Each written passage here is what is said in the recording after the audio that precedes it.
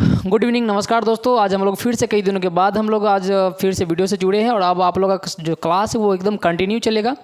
तो आप लोग देख ही रहे हैं कि बिहार में जो है वैकेंसी थोड़ा सा बहुत कई कई महीनों कभी कभी तो साल लग जाता है।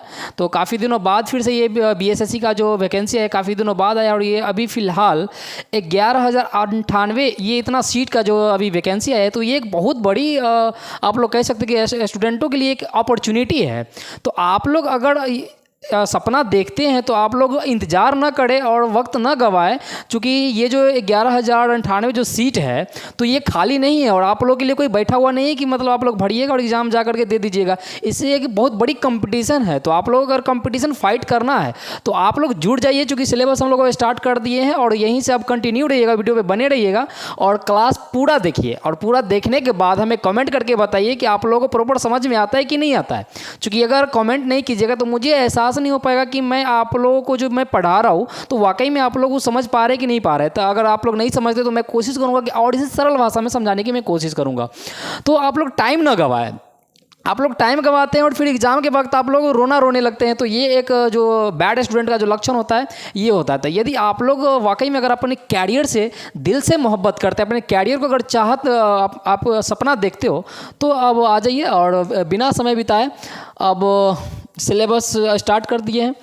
तो ध्यान दीजिएगा, आज हम लोग पढ़ेंगे दिल्ली सल्तनत। इससे पहले मैंने बीएसएससी का प्रीवियस 5-6 साल का क्वेश्चन करवा दिया है। अगर आप लोग नहीं देखें तो मेरे यूट्यूब जो के एनसीईआरटी गुरु है वो चैनल पर जाकर के आप प्रीवियस क्वेश्चन देख सकते हैं। वहाँ से एक आइडिया आ जाएगा कि जो गवर्नमेंट है वो बीएसएससी को लेकर के कहाँ कहाँ सवाल उठाया है। और उसके बाद हम लोगों ने ये सिलेबस स्टार्ट किया। फिर हम लोग करंट अफेयर्स पर चलेंगे बहुत जल्दी, क्योंकि हम लोग के पास टाइम नहीं है। ये जनवरी में 3 महीना टाइम ही है, सितंबर चल रहा है और वो जनवरी तक इसका एग्ज़ाम हो सकता है कि बिहार सरकार ले सकती है, क्योंकि अभी लोकसभा का चुनाव भी होने वाला है 24 में। तो इसको लेकर के अभी थोड़ा सा वैकेंसी अच्छा खासा दिया गया है। और नीतीश सरकार को अभी पीएम का कैंडिडेट है तो क्या क्या दे सकता है आप अंदाज़ा नहीं लगा सकते। अपनी तैयारी को एकदम जोरदार तैयारी करके रखिए। हो सकता है कि बिहार सरकार और क्या क्या अपॉर्चुनिटी दे सकती है। तो इससे पहले आप लोग खुद अपना प्रिपरेशन करके रखिए। चलिए, आज हम लोग पढ़ते हैं दिल्ली सल्तनत। दिल्ली सल्तनत में आज हम लोग पढ़ेंगे ग ख तसलम। ग ख तसलम पढ़ेंगे, इतना आप लोग पढ़िएगा तो आप लोग दिल्ली सल्तनत खत्म हो जाएगा। फिर इसके बाद आप लोगों को मुगल साम्राज्य आ जाता है। ग ख तसलम का मतलब क्या होता है? ग से बोले तो ये हो जाएगा गुलाम वंश, गुलाम वंश। सौ से सैयद वंश, अरे ये ख है खिलजी वंश।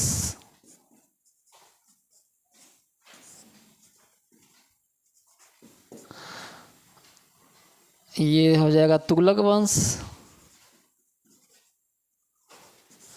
तुगलक वंश, सैयद वंश, लोदी वंश और लास्ट में आ जाता है मुगल वंश।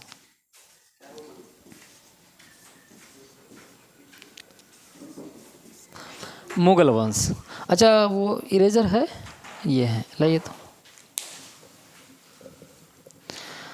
तो हम लोग इतना पढ़ेंगे। इससे पहले हम लोग आज पढ़ेंगे गुलाम वंश में जितने भी शासक हुए हैं तो उनके बारे में आज हम लोग आज स्टार्ट कर लेते हैं। ठीक है, ये नोट करना, नोट कर लीजिए। गौ ख तसलम नोट कीजिए और उसके बाद अपने हिसाब से लिख लीजिएगा फटाफट।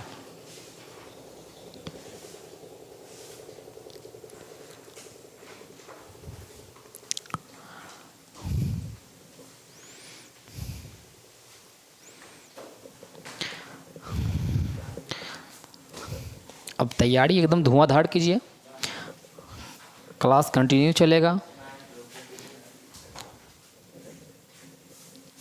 और बीएसएससी में मालूम है कि आप लोगों का जो जीके जीएस है वो काफ़ी इम्पोर्टेंट रोल निभाएगा। यहीं से सिलेक्शन का ज़्यादा चांसेस बनेगा, क्योंकि यहाँ से ज़्यादा सवाल रहता है बीएसएससी में।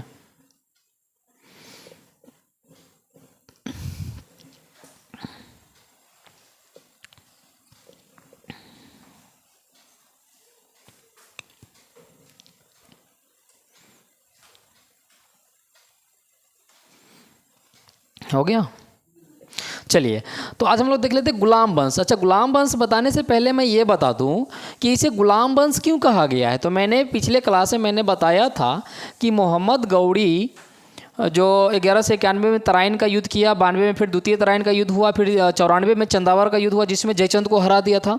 उसके बाद खोखरो के युद्ध में 1206 ईस्वी में इसका मोहम्मद गौरी की मृत्यु हो गई थी।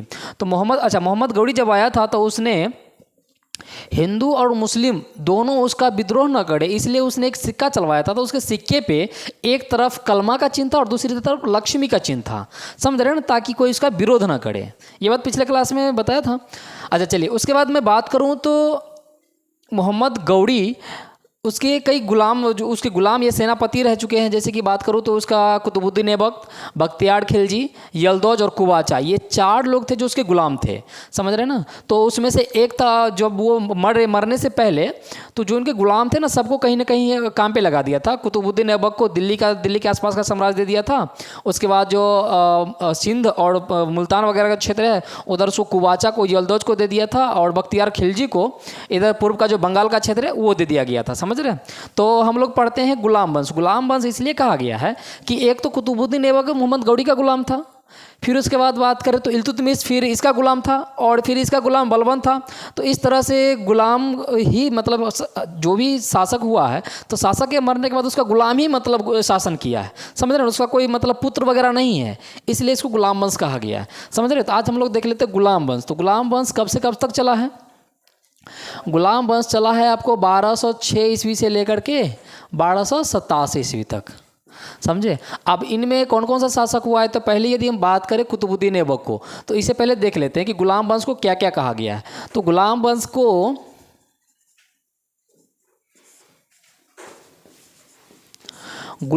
को और क्या क्या कहा गया। तो गुलाम वंश को और कहा गया है इलवड़ी वंश, और कहा गया है मामलूक, और कहा गया है दास वंश। दास से तो स्पष्ट है कि दास का मतलब गुलाम होता है, समझ रहे हैं ना। तो एक जो इतिहासकार हुआ है हबीबुल्लाह ने इस गुलाम वंश को मामलुक वंश नाम दिया था।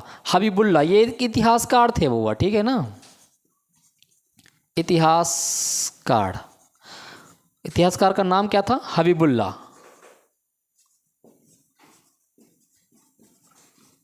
तो आपसे अगर कभी पूछ लिया जाएगा कि गुलाम वंश को मामलुक नाम देने वाला कौन सा इतिहासकार, तो वो कौन था, हबीबुल्लाह, जिसने इसको कहा था मामलुक नाम दिया था। गुलाम वंश का दूसरा नाम क्या था, मामलुक। और मामलुक का मतलब क्या होता है, मामलुक का मतलब होता है स्वामित्व, समझ रहे हैं ना।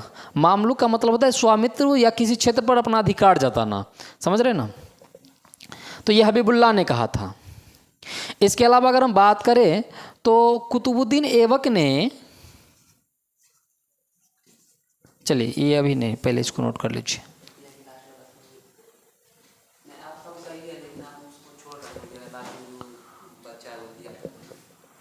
नहीं, बीच में जो है ना, ये अगर वाकई रूप से देखें तो ये 87 तक का ही है। बीच में फिर यहीं पर से बलबनी वंश खत्म हो जाता है, तो फिर ये गुलाम वंश जो होता है वहाँ पर से धीरे धीरे खत्म हो जाता है। फिर वहाँ पर से नसीरुद्दीन आता है, समझ रहे हैं। वो जो 3 साल का जो गैपिंग है ना, वो नसीरुद्दीन मोहम्मद आता है। चलिए मिटा दें।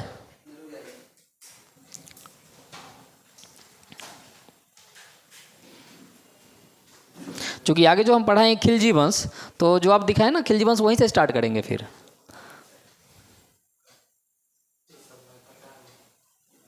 क्या हुआ,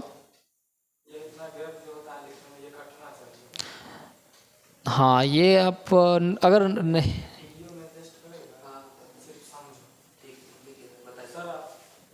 ठीक है, मिटा दे, ओके। चलिए, तो बताइएगा आप लोग, मामलुक किस इतिहासकार ने मामलुक नाम दिया था, हबीबुल्लाह ने, ठीक है। तो अब हम लोग देखते हैं गुलाम वंश। गुलाम वंश का जो प्रथम शासक हुआ है, गुलाम वंश का प्रथम शासक हुआ है कुतुबुद्दीन ऐबक।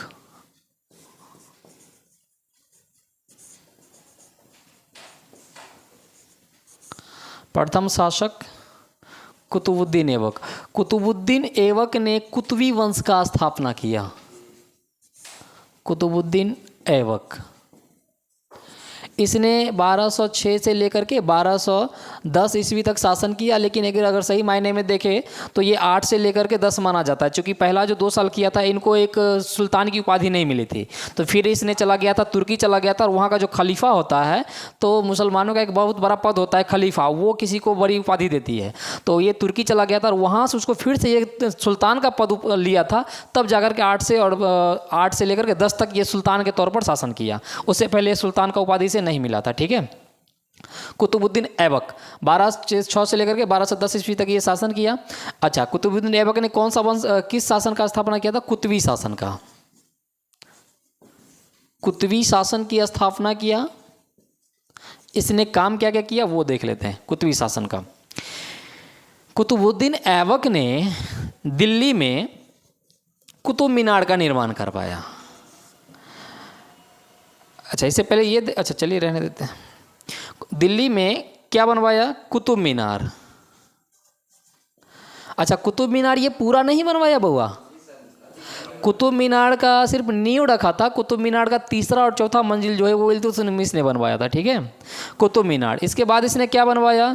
दिल्ली में ही एक बनवाया था कुव्वत उल इस्लाम मस्जिद। कुव्वत उल इस्लाम मस्जिद बनवाया था। अच्छा, अगर बात करें हम कुतुब मीनार की, तो कुतुब मीनार क्यों बनवाया गया था? कुतुब मीनार पे चढ़ के अजान दिया जाता था उस समय, समझ रहे हैं ना, अजान देने के लिए, अजान देने के लिए, अजान के लिए। ये क्वेश्चन अक्सर आता है कि कुव्वत उल इस्लाम मस्जिद किसने बनवाया था? तो कुतुबुद्दीन ऐबक ने बनवाया था। इसके अलावा इसने क्या बनवाया? कुतुब मीनार बनवाया, कुव्वत उल इस्लाम मस्जिद बनवाया। इसके बाद इसने अजमेर में क्या बनवाया था? अजमेर में बनवाया 2.5 दिन का झोपड़ा। तो यहाँ से सवाल आएगा, आपको आने के चांसेस अगर आएगा भी तो यहीं से थोड़ा बहुत आएगा। 2.5 दिन का झोपड़ा, कि 2.5 दिन का झोपड़ा का निर्माण, ये कई बार कंपटीशन पूछा गया कि 2.5 दिन का झोपड़ा का निर्माण किसने करवाया था? कुतुबुद्दीन ऐबक ने करवाया था। कुव्वत उल इस्लाम मस्जिद किसने बनवाया? कुतुबुद्दीन ऐबक ने। कुतुब मीनार का नींव किसने डाला था? तो कुतुबुद्दीन ऐबक ने। उसके बाद यदि हम बात करें, ध्यान दीजिएगा,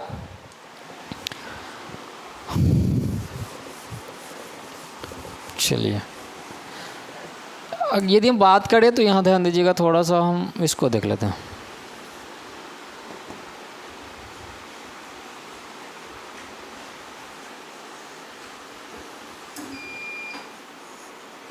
देखिए, ये अभी यहाँ बैठे हुए दिल्ली में, समझ रहे हैं, तो कुतुबुद्दीन ऐबक ने, इसका एक सेना नायक हुआ है कैमाज रूमी।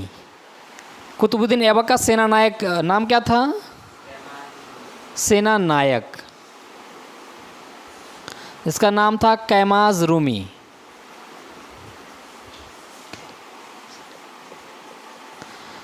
कैमाज रूमी की मदद से कुतुबुद्दीन ऐबक ने क्या किया कि जो बंगाल का क्षेत्र है, बंगाल के क्षेत्र को अपने अधीन कर लिया। ठीक है, और बंगाल पे जा कर के, और ये शासन तो यहाँ कर रहा है, तो जहाँ जहाँ शासन करेगा उसको चलाने वाला तो कोई होना चाहिए। तो कैमाज रूमी की मदद से बंगाल को अपने अधीन कर लिया और बंगाल का सूबेदार बना दिया अली मर्दन खान को। बंगाल का सूबेदार किसे नियुक्त किया? अली मर्दन खान को।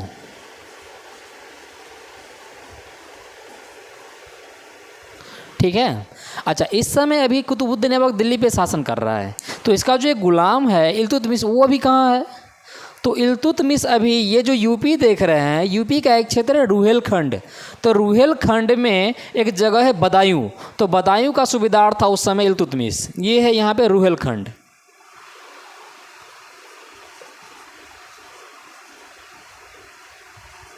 रुहेलखंड में पड़ जाता है उसके आसपास बदायूं। तो बदायूं का सूबेदार पूछ लेगा कि कुतुबुद्दीन ऐबक के समय इल्तुतमिश कहाँ का सूबेदार था?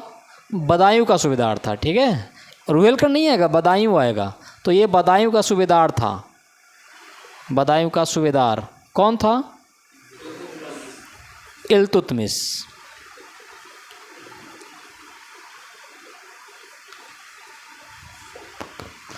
अच्छा, ये शासन तो कर रहा है कुतुबुद्दीन ऐबक, लेकिन देखिए जब कोई शासन करता है ना, जब कोई शुरू शुरू में जब कोई कमज़ोर होता है तो अगर उसे किसी चीज़ का एक्सपीरियंस नहीं होता, अनुभव नहीं होता है, तो वो जब शासन कर रहा है तो उसका ऊपर में कोई ना कोई होता है जो उसे संरक्षण प्रदान करता है, समझ रहे हैं ना। जैसे कि अगर बात करें अकबर के समय जो हुमायूं मर गया था तो अकबर भी अपने क्या बोलते जो उसकी माताएँ थी उसके संरक्षण में काम किया, उसका जो एक गुरु था उसके संरक्षण में काम किया। इसी तरह कुतुबुद्दीन ऐबक ने भी इसका एक संरक्षक था जिसका नाम था निज़ामी हसन, और एक था फ़क्र ए मुदब्बिर। ये अच्छा, ये दो चीज़ें आपको पूछे अक्सर नहीं मिलता है जल्दी कि कुतुबुद्दीन ऐबक का संरक्षक कौन था या कुतुबुद्दीन ऐबक किसके संरक्षण में काम किया, तो वो था हसन निज़ामी या फ़क्र ए मुदब्बिर। कुतुबुद्दीन ऐबक इसका संरक्षक था। दो को हम ऐसे कर देते हैं ताकि ध्यान में रहेगा। ये था फ़क्र ए मुदब्बिर और एक था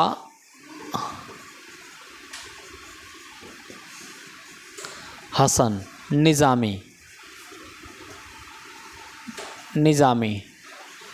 ये कौन थे? ये दो लोग इसके संरक्षक थे जिसके संरक्षण में रहकर कुतुबुद्दीन ऐबक ने शासन किया, ठीक है। इसके बाद जब ये लाहौर में, ये जो देख रहे हैं आप दिल्ली और इसके बाद लाहौर ये बगल में ही है, तो लाहौर में जब ये एक पोलो या चौगान, दो इसी का नाम है, पोलो का ही दूसरा नाम क्या है, चौगान है। तो जब ये खेल रहे थे तो खेलते समय घोड़ा से गिर करके इसका मौत हो गया था, चौगान खेलते हुए। और इसका मौत कहाँ हुआ था? लाहौर में। चौगान खेलते हुए घोड़ा से गिरकर कुतुबुद्दीन ऐबक का मृत्यु हो गई। घोड़ा से गिरकर मृत्यु, ठीक है। तो इसका मकबरा भी कहाँ होगा? लाहौर में, समझ गए। चलिए, कुतुबुद्दीन ऐबक से जुड़ी जो सवाल बन रहा था वो ख़त्म। इसमें कोई दिक्कत है? ओके, एक बार पूछ ले आप लोगों से, मिटाते मिटाते पूछ लेते हैं। कुतुबुद्दीन का सेनानायक कौन था? कैमाज रूमी, जिसकी मदद से इसने बंगाल पे शासन किया। बंगाल का सूबेदार किसे बनाया?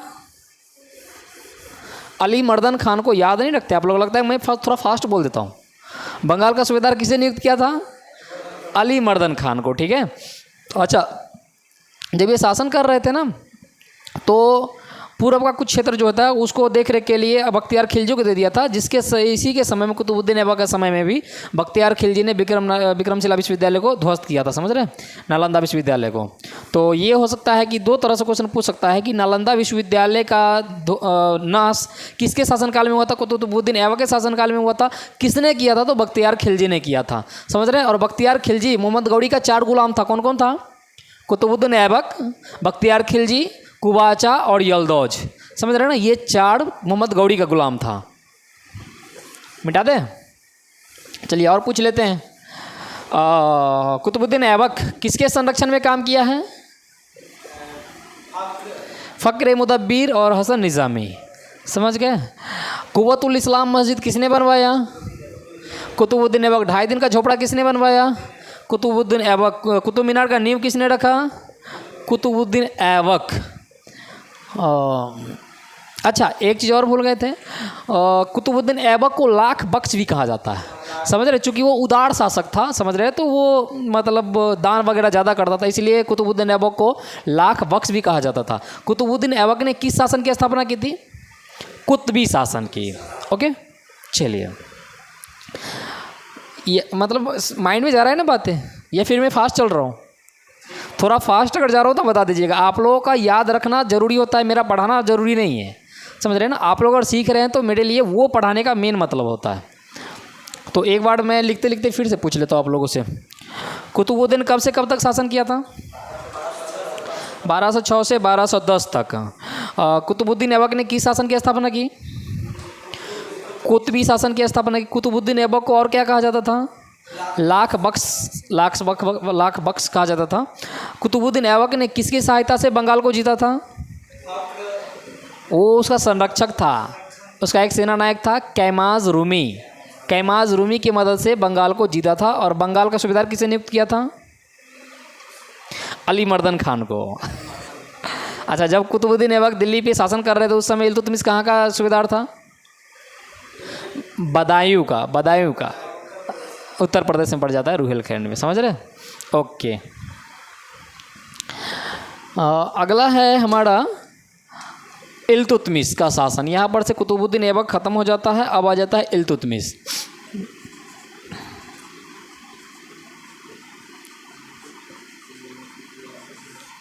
तो जब कुतुबुद्दीन ऐबक की मृत्यु होती है तो हालांकि उस समय दिल्ली का जो शासक है वो आराम शाह को बनाया जाता है। इल्तुतमिश से पहले यहाँ का शासक बनाया जाता है आराम शाह को, लेकिन दिल्ली के अमीर लोगों ने इसे हटा देता के लिए भी कि कुतुबुद्दीन ऐबक कब से कब तक शासन किया। उसके बाद आराम शाह को बनाया गया था दिल्ली का शासक, लेकिन उसके बाद इल्तुतमिश ने उसे हटाकर अपना शासन प्रारंभ किया। और इल्तुतमिश का जो शासन है वो 1210 से लेकर के 1236 ईस्वी तक इसका शासनकाल है। इल्तुतमिश ने एक शासन की स्थापना किया था जिसका नाम था शमसी। ये शमसी शासन की स्थापना किया था, समझ रहे हैं? उसके बाद यदि बात करें तो इल्तुतमिश ने तुर्कान ए चहलगामी की स्थापना किया था। तुर्कान ए चहलगामी का मतलब होता है कि चालीसा। इसने 40 मंत्रियों का एक ग्रुप बनाया था, इसी को चालीसा कहा जाता है और इसी को तुर्कान ए चहलगामी कहा जाता है, समझ रहे हैं? तुर्कान ए चहलगामी का क्या मतलब होता है? 40 मंत्रियों का एक समूह, तुर्कान ए चहलगामी। चहलगामी, अच्छा, इसी को क्या कहा जाता है? चालीसा। ये क्वेश्चन ज़्यादातर पूछा गया कि चालीसा का स्थापना किसने किया था या चालीसा का प्रारंभ किसने किया था? तो इल्तुतमिश ने किया था, समझ रहे हैं ना? चलिए, उसके बाद यदि बात करें तो 1229 ईस्वी में ये इल्तुतमिश भी गया तुर्क, और तुर्क वहाँ के खलीफा से जाकर के और एक सुल्तान का उपाधि लेकर के तब ये फिर से सुल्तान बनकर के शासन किया। 1229 ईस्वी में बगदाद का खलीफा, बगदाद कहाँ पड़ता है? तुर्की में पड़ जाता है, समझ रहे हैं ना? बगदाद से जुड़ा हुआ एक और सवाल है। बगदाद जब जर्मनी जब PDDF की बात करें तो जो भी यूरोपीय कंपनियां थी, जब वो एशिया की तरफ, जब वो पूर्वी तरफ वो प्रस्थान किया था, पूर्वी क्षेत्रों पर जब वो राज किया था, तो उस समय जर्मनी इस दौर में पीछे रह गया था। जर्मनी को जब कोई जगह नहीं मिला था ना, तो उसने क्या किया था, इधर बात कर लेते हैं, चलिए ये बाद में बता देंगे। बगदाद का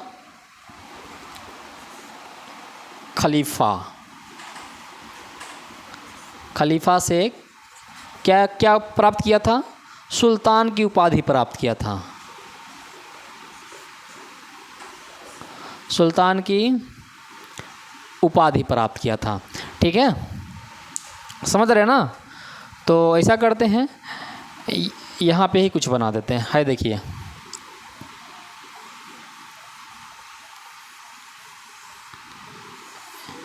ऐसा ना हो कि ये धोखा दे दे मारकर।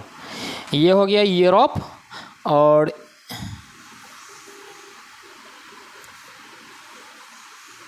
ये मान लेते हैं एशिया। तो ये हो गया आपको, ये अरबियन कंट्री हो गया, और ये इसी के पास में ये तुर्क है, समझ रहे हैं ना? तो जिस समय PDDF बोले तो ये जो क्या बोलते हैं, पुर्तगाल, डच, डेनमार्क, इंग्लैंड, फ्रांस, ये सभी कंपनियां जिस समय ये यहाँ जाकर के अपना साम्राज्य विस्तार कर रहा था, इस दौर में जर्मनी पीछे पड़ गया था, समझ रहे हैं ना? जर्मनी पीछे पड़ गया था। इसे जब उस समय औद्योगिक क्रांति चल रहा था, तो औद्योगिक क्रांति में जर्मनी को चाहिए था एक नया बाजार, इसे मिल नहीं रहा था, तो ये भाई साहब को मिल गया ये तुर्क, और तुर्क की राजधानी है बगदाद थी, बगदाद। तो इसने क्या किया, जर्मनी की राजधानी है बर्लिन, तो बर्लिन से लेकर के और बगदाद तक इसने रेलवे लाइन बिछाना शुरू कर दिया, समझ रहे हैं? तो इसी के कारण से दूसरा विश्व युद्ध शुरू हुआ था, समझ रहे हैं ना?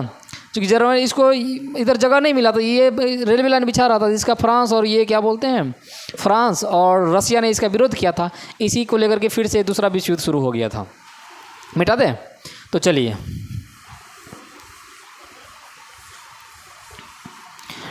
अच्छा, ये बगदाद है।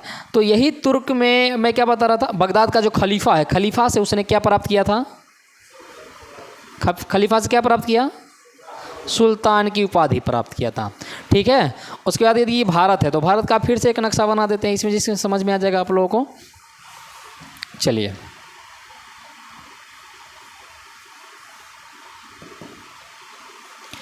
तो अब आप लोग बताइए कि जिस समय कुतुबुद्दीन ऐबक था तो बंगाल का नवाब कौन था? बंगाल का नवाब नहीं, बंगाल का सूबेदार भूल गए, अली मर्दन खान। तो अली मर्दन खान को कुतुबुद्दीन ऐबक ने सूबेदार बनाया था। तो जाहिर सी बात है कि कुतुबुद्दीन ऐबक जब हटेगा तो वो लोग कहेगा कि दिल्ली पर मेरा शासन होना चाहिए, है कि नहीं?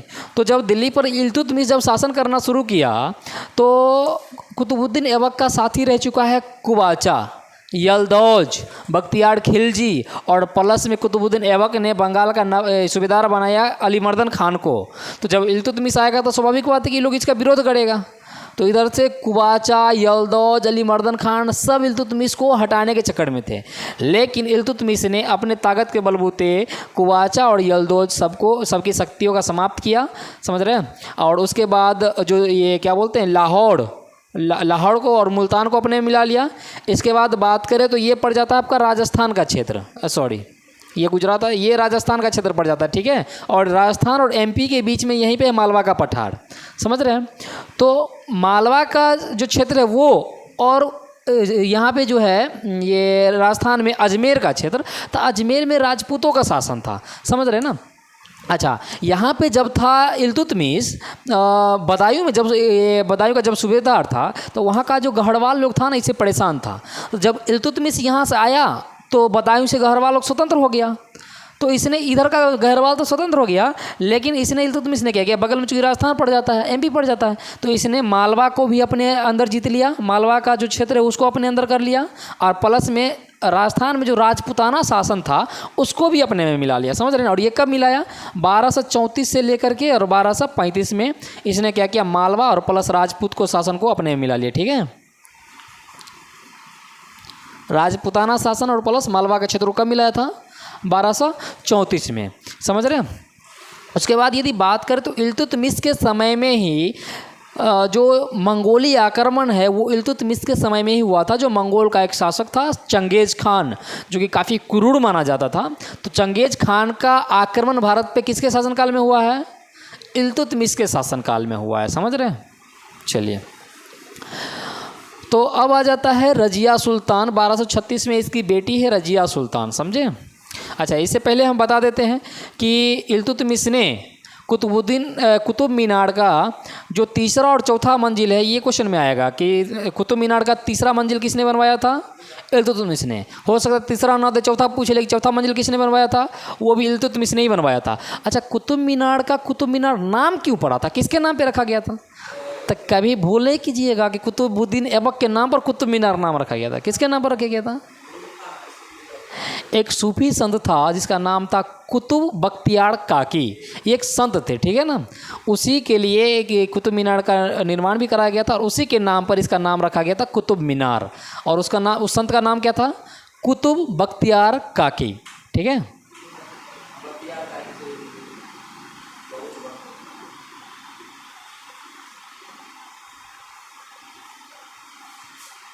ये कुतुब मीनार, और इसका नाम किसके नाम पे रखा गया था?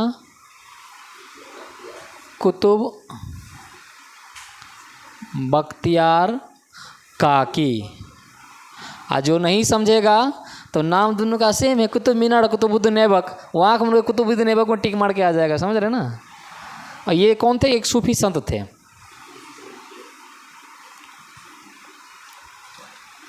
ठीक है? मिटा दे, चलिए। अच्छा, ये काहला मिटा दिए हम। आपसे का अगर ये पूछ ले कि इसकी लंबाई कितनी है, तो कुतुब मीनार की लंबाई है 234 फुट, ठीक है? इसका पूर्ण निर्माण किसने करवाया? इल्तुतमिश ने। अच्छा, वो लास्ट में ये तीसरा और चौथा मंजिल इसने बनवाया था, लास्ट में उसने भी कुछ बनवाया था।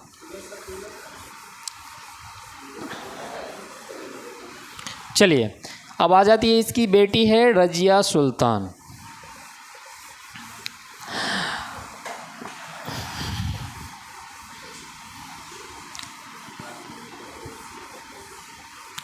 चलिए, ये देख लीजिए,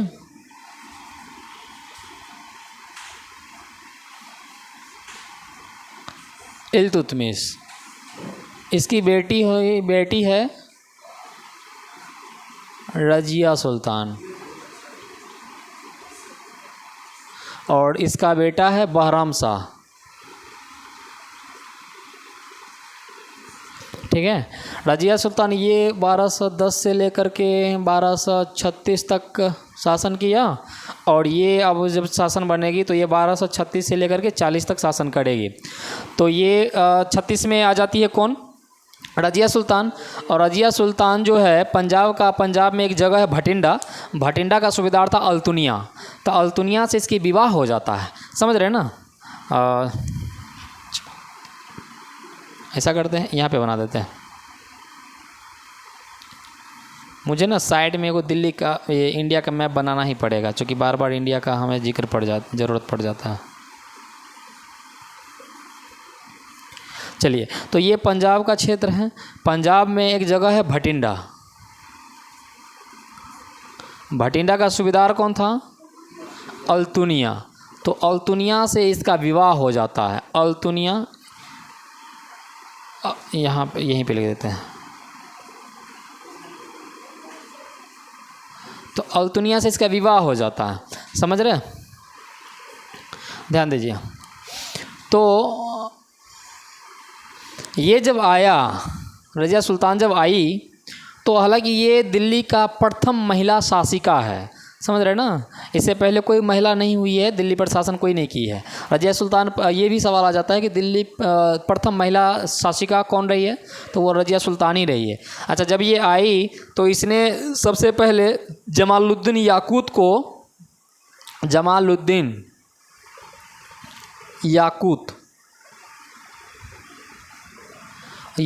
को अश्वशाला का प्रधान बनाया। अश्वशाला समझते हैं? घोड़ा जो जहाँ रहता है, अस्तबल कहते हैं उसको। अश्वशाला का प्रधान किसे नियुक्त किया था? जमालुद्दीन याकूत को, समझ रहे ना। उसके बाद ये जो बहराम शाह है ना, इसे इसका बनता नहीं था, चूँकि शासक ये बनना चाहता था, लेकिन इसका जो ये दो भाई था, दोनों भाई एकदम लोल बकलोल था, समझ रहे। ये इल्तुतमिश का जो दो बेटा था एकदम लोल बकलोल था, इसलिए रजिया सुल्तान को बनाया गया था, लेकिन शासन ये करना चाहता था। तो जब रजिया सुल्तान का जो ये अल्तुनिया था, तो जब भटिंडा से जब दिल्ली जा रहा था, तो उसी जाने के दरमियान बीच रास्ते में ही कैथल एक जगह है, कैथल के निकट में इसका जो भाई है बहराम शाह, उसने अपनी जीजा का हत्या कर दिया, समझ रहे हैं। और दोनों को मारा था, मतलब इसको और उसको दोनों को मारा था। उसके बाद फिर 40 में खुद अपना शासन अपने बागडोर में ले लिया था और 2 साल तक इसने शासन किया था, समझ रहे। ज़्यादा दिन तक इसका चला नहीं था। फिर 2 साल ये किया, फिर उसके बाद 2-2 साल करके छोटा शासनकाल किया। उसके बाद फिर पंगा हो गया ये कि अब दिल्ली पे किसे शासक बनाया जाएगा, क्योंकि जो चालीसा था, जो चालीसा बनाया जिसमें 40 मंत्री थे, तो अब इल्तुतमिश है ही नहीं, रजिया सुल्तान अब है ही नहीं, तो शासन कौन करेगा? तो सब आपस में ही, मतलब अगर 40 को में से अगर किसी को बनाएगा तो बाकी जो 39 मंत्री है वो उसका विद्रोह कर देगा, मारपीट कर लेगा। और इस समय जिसके पास ज़्यादा बुद्धि था वो शासन शुरू किया। अब बलवन ने दिमाग लगाया, उसने सोचा कि अगर इसमें से कोई को बनेगा तो बाकी 39 छोड़ेगा नहीं, तो इसलिए बोला कि 40 मंत्री इसमें से कोई नहीं शासक बनेगा। उसने अपना दिमाग मन में लगाया कि एगो ऐसा लोल बकलोल को उठा के लाते हैं जो शासन तो करेगा लेकिन मेरे इशारे पे चलेगा। और इसलिए उसने नसरुद्दीन महमूद, एक जो कहा जाता है कि वो रात में ना, मतलब दिन में भी आँख मूंद के चलता था, रात में भी आँखें मूंद के चलता था, समझ रहे हैं। तो वो हमेशा नींद में ही चलता था। तो इसलिए नसरुद्दीन महमूद को लाया और वो शासन किया, लेकिन सारा बागडोर किसके हाथों में था? बलवन के हाथों में था। और उसी ने, नसरुद्दीन महमूद ने ही 1249 ईस्वी में इसे उलुगमा की उपाधि दिया था, समझ, उल्लुग खान की उपाधि दिया था बलवन को। तो वो हम जो बलवन का शासनकाल है वो थोड़ा सा लंबा है, वो पढ़ेंगे अगले क्लास में, ठीक है। फिलहाल रजिया सुल्तान तक का जो जितने भी क्वेश्चन बनता है तो ये आप पढ़ लीजिएगा, समझ लीजिएगा। इतना एक दिन का एक क्लास में इतना ख़त्म हो गया है। एक दिन का और क्लास लगेगा तो गुलाम वंश ख़त्म, समझ रहे हैं। क्या हुआ? 234 फुट। कुतुब मीनार की लंबाई कितना है? 234 फुट, ठीक है, मिटा दें। चलिए तो अब आप लोग जो भी मेरे यूट्यूब चैनल से जुड़े हुए हैं, जो मेरा वीडियो देख रहे हैं, आप लोग कमेंट कीजिएगा कि आप लोगों को समझ में आ रहा है कि नहीं आ रहा है। और बहुत जल्दी आ जाइए आप लोग यूट्यूब से जुड़ जाइए, क्योंकि अब जो है एग्ज़ाम का ज़्यादा समय है नहीं, वक्त है नहीं, सिलेबस बहुत ज़्यादा बड़ा है। तो हम लोग इतना समय में 3 महीने में ही सिलेबस को कवर करेंगे। तो धन्यवाद। अब हम लोग अभी इतना पे ही वीडियो एंड करते हैं, फिर मिलेंगे अगले क्लास में।